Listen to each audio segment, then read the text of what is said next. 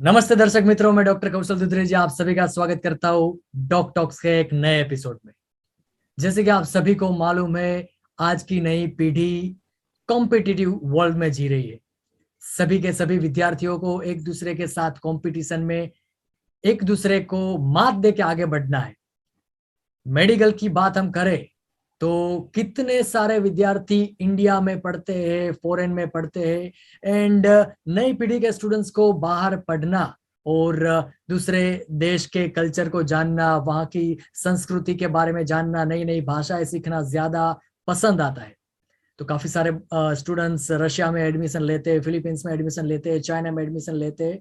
तो बात हम करने वाले यहाँ पर रशिया में मेडिकल स्कूल्स कैसे है और यहाँ पर पढ़ाई किस तरह से दी जाती है स्टूडेंट्स को, एमबीबीएस के बारे में। इस वीडियो में हम बात करने वाले जर्नी के बारे में, एफएमजी स्टूडेंट की। एफएमजी से शुरुआत करके नीट पीजी क्रैक करने के बाद वो एडमिशन लेते हैं और किस तरह से रेसिडेंसी प्रोग्राम को ज्वाइन करते हैं इंडिया में।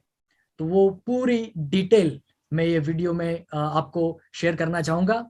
और हमारे साथ में आप सभी के बीच में स्वागत करना चाहूंगा डॉक्टर श्याम पटेल।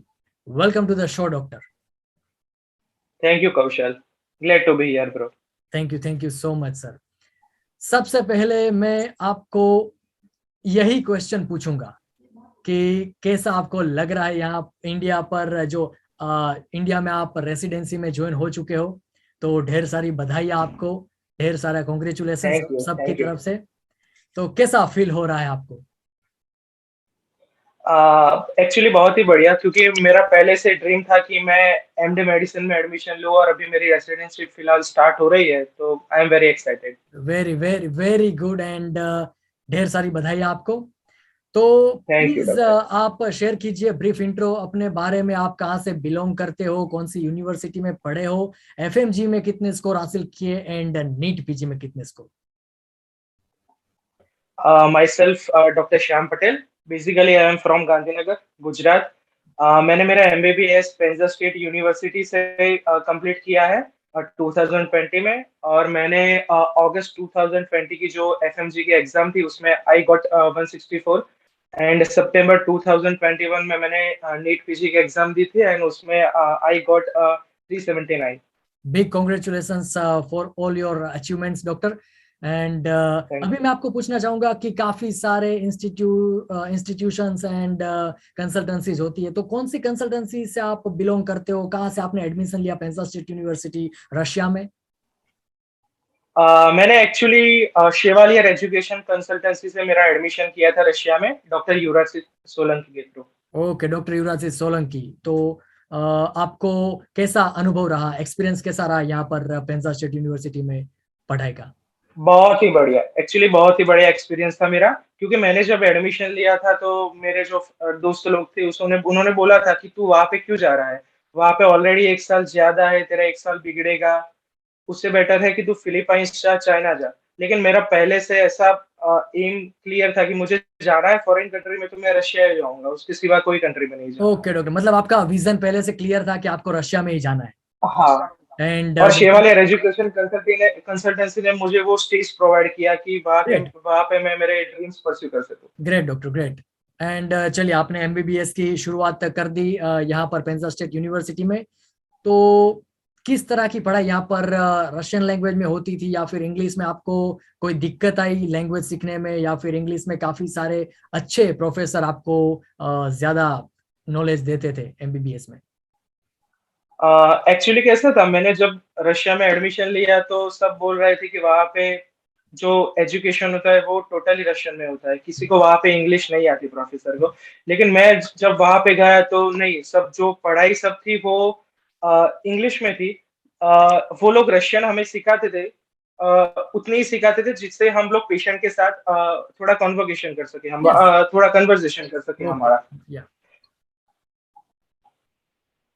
तो वरना सब जो एजुकेशन होता था वो तो टोटली इंग्लिश में ही होता था। Okay, great doctor, okay good. And उसके बाद एफएमजी की किस तरह से आपने पढ़ाई शुरू की? तो एकदम शॉर्ट में मैं जानना चाहूंगा कि एफएमजी की प्रिपरेशन के आपके मेन सोर्सेज कौन से थे, मटेरियल आप कौन से यूज करते थे, ऑनलाइन मटेरियल, ऑनलाइन सोर्सेज, या फिर ऑफलाइन स्टडी के लिए यहाँ पे कोई प्रोफेसर्स आते थे अपना, मतलब कोई टीम प्रोवाइड करते थे यहाँ पर एजुकेशन कंसल्टेंसी? देखो कौशल, मैंने 70% मेरी प्रिपरेशन है ना वो ऑनलाइन बेसिस के थ्रू की है, प्रेप लीडर के थ्रू। हाँ। और 30% प्रिपरेशन बाकी की मैंने ऑफलाइन की है, टीम मोटिवेशन के द्वारा। वहां पे भी टीम मोटिवेशन के जो क्लासेस होते थे वो मैं अटेंड करता था।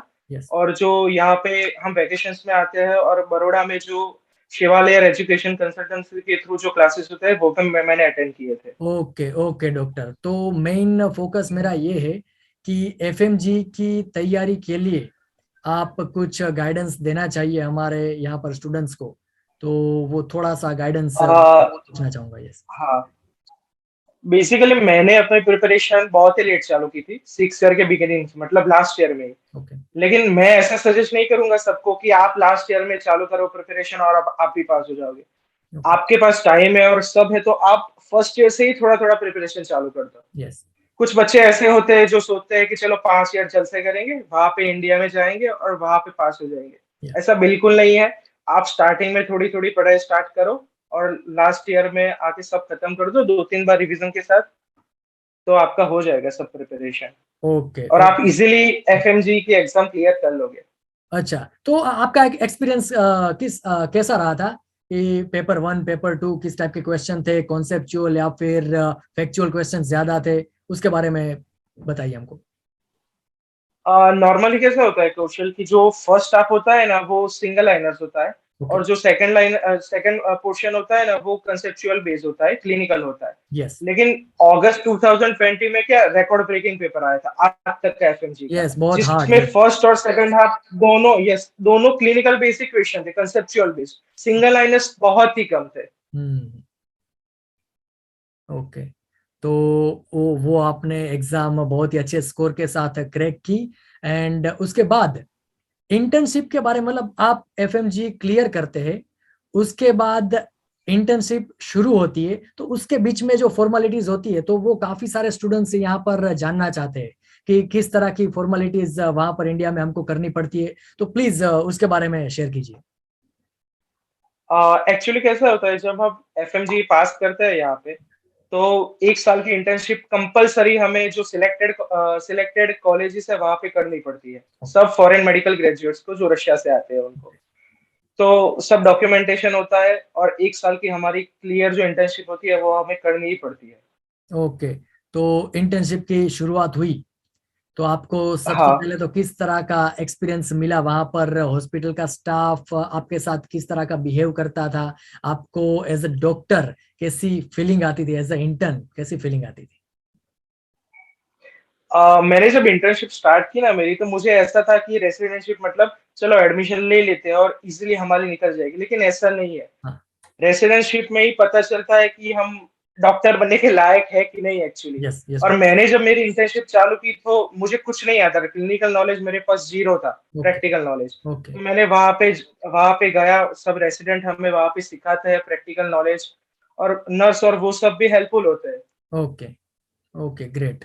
एंड मुझे पर्सनली यहाँ जब मैंने इंटर्नशिप स्टार्ट की तो मुझे देख के सब ऐसा लगा कि मुझे कुछ नहीं आता, मेरे पास प्रैक्टिकल नॉलेज जीरो है। हाँ, होता और है। यस। इंटर्नशिप, यस यस, 1 साल की इंटर्नशिप के बाद मैं अब बोल सकता हूँ कि नहीं नहीं, मेरे पास इतना प्रैक्टिकल नॉलेज तो आ गया है कि मैं पेशेंट को ट्रीट कर सकूं। Well done doc, well done. And जब थैंक यू। आपकी इंटर्नशिप चल रही थी, तो उसके दौरान ही आप नीट पीजी के लिए प्रिपरेशन कर रहे थे? और अगर हाँ, तो वो आपका टाइम मैनेजमेंट किस तरह का था इंटर्नशिप के साथ प्रिपरेशन का? एक्चुअली नीट पीजी देने के लिए एक रूल है कि आपकी 10 महीने की इंटर्नशिप कंपलसरी कंप्लीट होनी चाहिए। ओके और जो 2020 की जो नीट पीजी एग्जाम थी वो कोविड की वजह से डिले हुई थी, पोस्टपोन हुई थी। ओके। यस। तो मुझे बिल्कुल आइडिया नहीं था कि मैं 2020 में वो वाली एग्जाम दे सकूंगा, तो मैं उतना प्रिपेयर्ड नहीं था। लेकिन जब पता चला कि we can also give 2021 NEET PG exam. तो तब मैंने प्रिपरेशन मेरी प्रेप लेटर से ही मैंने स्टार्ट की, जो मैंने जो एफएमजी के थ्रू दरमियान की थी मैंने इंटर्नशिप, मतलब मेरी पढ़ाई। ओके, तो और नीट, मैंने कुछ एक्स्ट्रा मटेरियल नहीं पढ़ा, मैंने वो ही पढ़ा था जो मैंने एफएमजी के दौरान पढ़ा था। अच्छा, मतलब आपका जो पहले से एफएमजी में बेस था वो ही ज्यादा स्ट्रॉन्ग किया नीट पीजी के लिए। हाँ बिल्कुल ओके, बिल्कुल। Okay doctor. तो मैंने फिर कोई एक्स्ट्रा मटेरियल नहीं पढ़ा नीट पीजी के लिए, वो ही जो एफएमजी में पढ़ा था वो ही मैंने रिवाइज किया था। Okay, okay then NEET PG का एक्सपीरियंस कैसा रहा वहां पर? आपने जब पेपर दिया तो कैसे, किस टाइप के एफएमजी एंड नीट पीजी के पेपर में क्या डिफरेंस आपको महसूस हुआ? एक्चुअली नीट पीजी का जो पेपर होता है ना, वो टोटली कंसेप्चुअल बेस्ड ही होता है। हम्म, एफएमजी में हमें ऐसे ऐसे प्रैक्टिस हो गई होती है कि चलो सिंगल लाइनर्स भी आते हैं, थोड़े क्वेश्चंस थोड़े कंसेप्चुअल बेस्ड होते हैं, लेकिन जो नीट पीजी में टोटली क्वेश्चंस होते हैं ना, वो क्लिनिकल बेस्ड ही होते हैं। और ओके, एफएमजी के एग्जाम में कैसा होता है, पहले फर्स्ट हाफ में 150 क्वेश्चन आते हैं और बाद में 150 क्वेश्चन आते हैं। यस, लेकिन नीट पीजी में ऐसा नहीं होता। नीट पीजी में आपको 200 क्वेश्चन जो आते हैं वो एक ही सीट पे बैठ के देने होते हैं, वहां पे कुछ नहीं ब्रेक होता, कुछ ब्रेक है ऐसा कुछ नहीं होता, आपको सब क्वेश्चन अटेंड करने हैं 200 के 200। Okay doctor, okay. और काफी स्टूडेंट्स के दिमाग में एक डर बैठा हुआ रहता है कि अगर हम एफएमजी है, हम फॉरेन में पढ़ के आए हैं तो हम compete नहीं कर पाएंगे इंडिया के स्टूडेंट्स के साथ। तो उसके बारे में आप क्या गाइडेंस देना चाहेंगे हमारे स्टूडेंट्स को?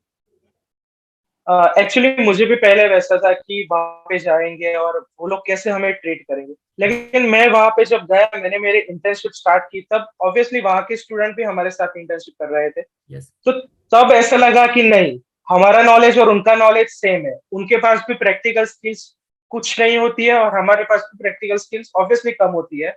ओके, ओके तो मतलब, हाँ, ऐसा कुछ डिफरेंस नहीं है कि यहाँ के बच्चों को ज्यादा आता है और हमें कम आता है, ऐसा कुछ नहीं है। Okay, well said, well said sir. तो मेनली क्या यहाँ पर हाँ सभी स्टूडेंट्स को दिक्कत वो होती है कि हमने ओनली थियोरेटिकल पढ़ाई की है, प्रैक्टिकल स्किल इतनी ज्यादा नहीं आती है। तो हालांकि जैसे कि आपने बोला कि वहाँ के भी बच्चों को थियोरेटिकल नॉलेज ज्यादा होगी, हाँ वहाँ उनको हमसे ज्यादा क्लिनिकल नॉलेज हो सकती है क्योंकि वो अपनी राष्ट्रभाषा, मातृभाषा में एमबीबीएस के मतलब कॉलेज में होते हैं एंड पेशेंट के साथ बातचीत करते हैं।